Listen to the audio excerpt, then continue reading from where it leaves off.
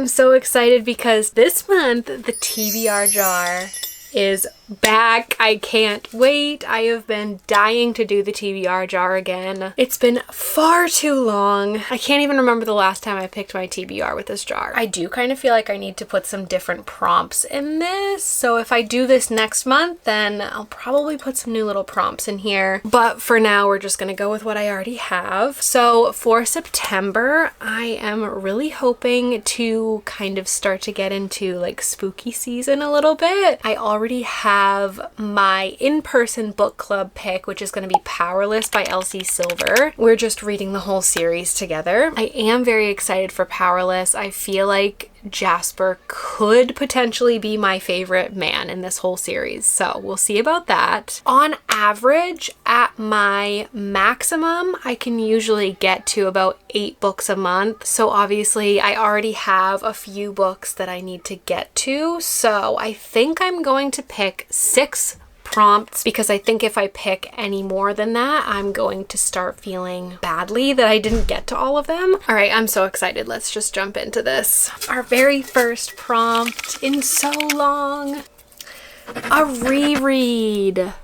So I already know what I want it to be and I'm so excited. I have been thinking about this reread the whole entire year, not even kidding you, and that's going to be The Book Eaters by Sun Yi Dean. If you're new here, this is one of my favorite books of all time. If you love books that are super atmospheric, this is the book to read. I just loved everything about this. I love the themes, I love the atmosphere, I love the spookiness, I love the fantasy elements, I love that it's almost like Regency kind of vibes, and it's short and sweet.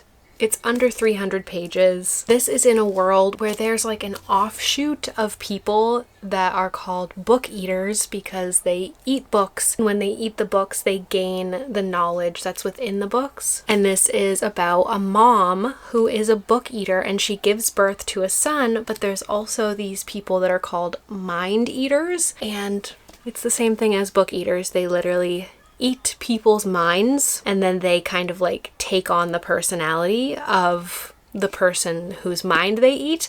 So this mom, this book eater mom, gives birth to a mind eater, and in the book eater world, all the mind eaters need to be basically taken away by the government so that they don't kill a bunch of people all the time. And this mom is hiding away her son and trying to like stay under the radar and stay away from like this government. I'm so ready to read this. I've been thinking about it for so long and I wanted to wait for kind of like spooky season, so this is very exciting. Prompt number 2. A book with a white cover.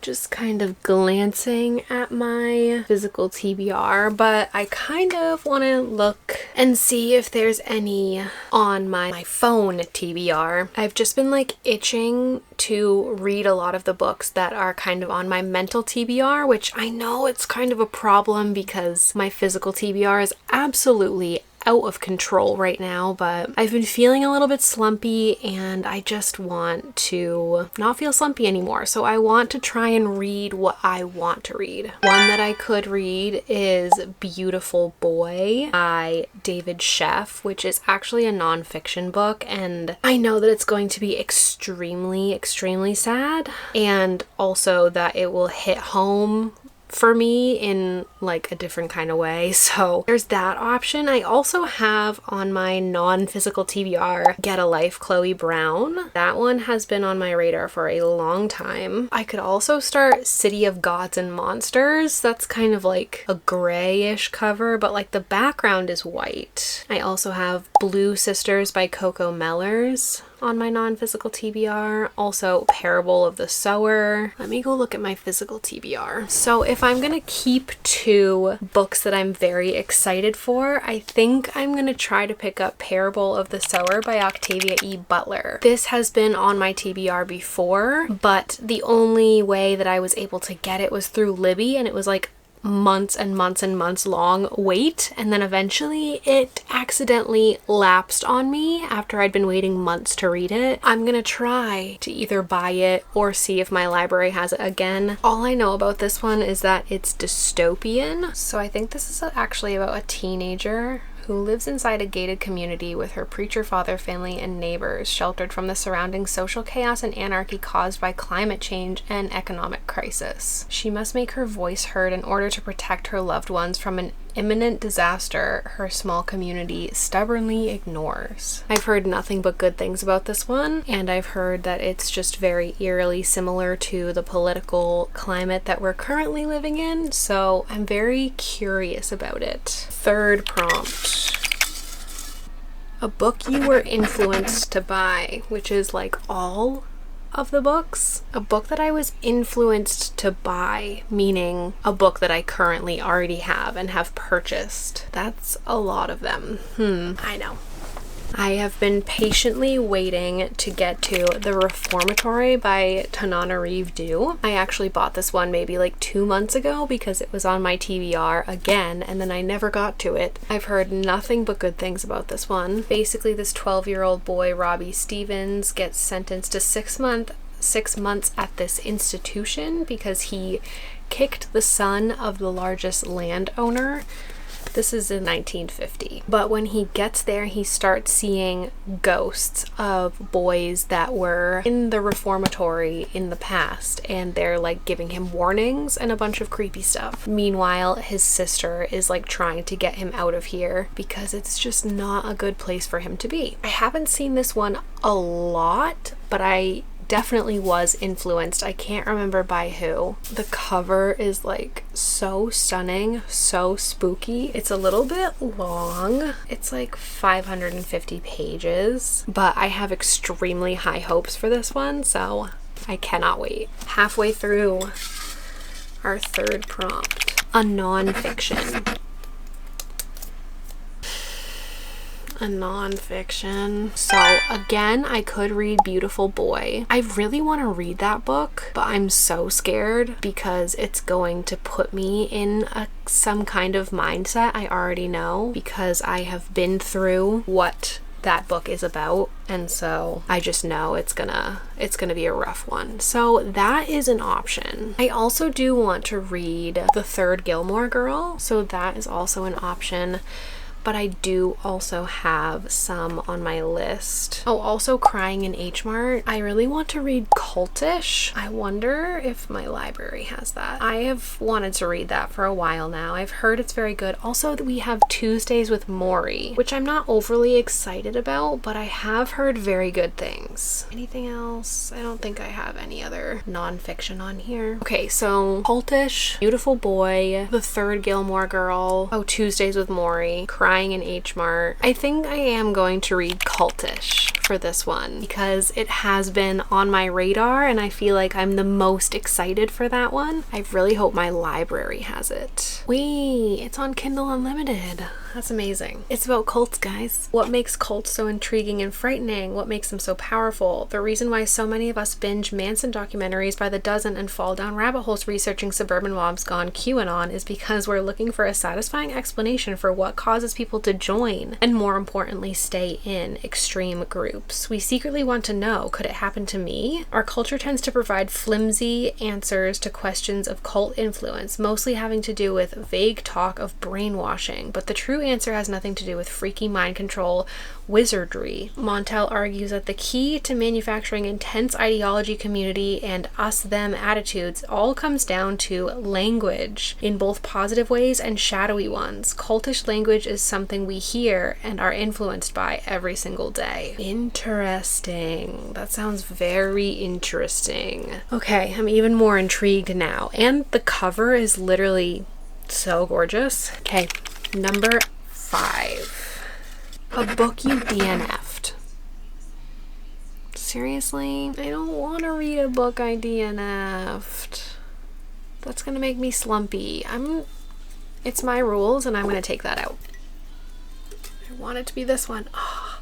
A book with people on the cover.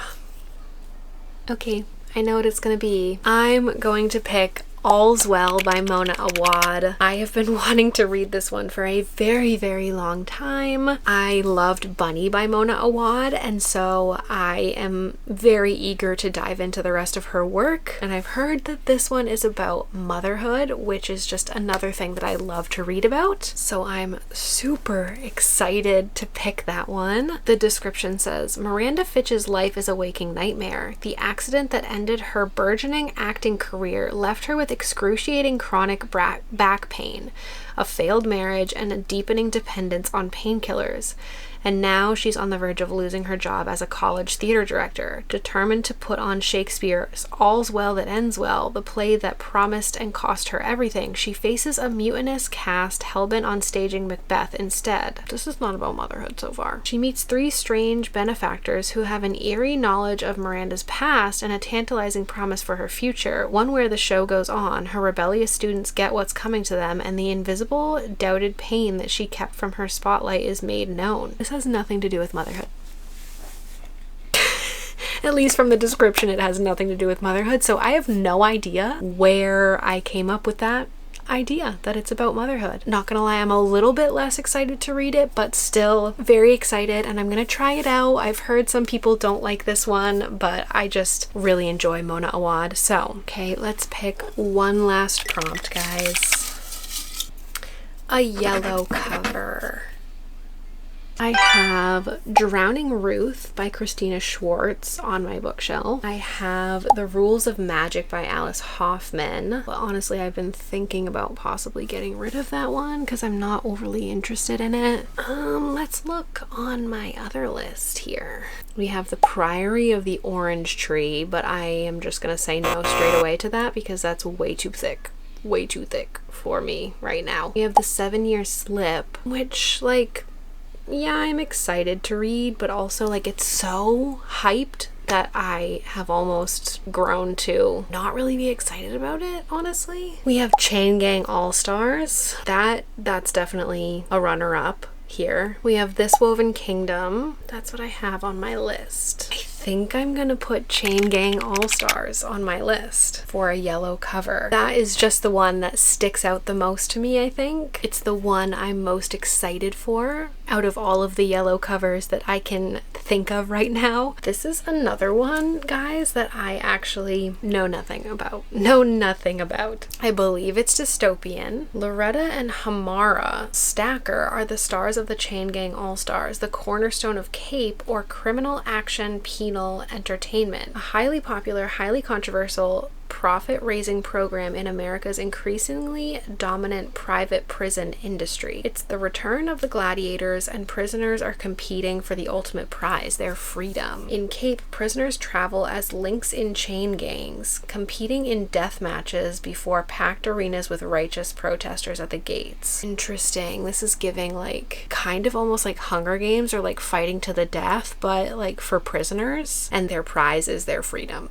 Honestly, that sounds really good. That sounds really good. I'm even more excited now than I was before. Let's go over what we picked for a reread. I'm picking up The Book Eaters by Sunyi Dean, and I cannot wait. For a book with a white cover, I'm picking up Parable of the Sower by Octavia E. Butler. A book that I was influenced to buy, I'm picking up The Reformatory by Tananarive Due. For a non-fiction, I'm going to be picking up Cultish. For a book with people on the cover, I'm going to be picking up All's Well by Mona Awad. And for a yellow cover, I'm going to be picking up Chain Gang All-Stars. Guys, I'm very excited for this TBR. I'm really hoping I can buckle down and get most of these read this month. I need to know if you guys have ever read any of these books. I would also love to know what is on your TBR for this month. What are you most excited to read? Let me know all of your thoughts and everything in the comments. I'm so excited for this TBR, you guys. I can't even tell you. But until next week, bye!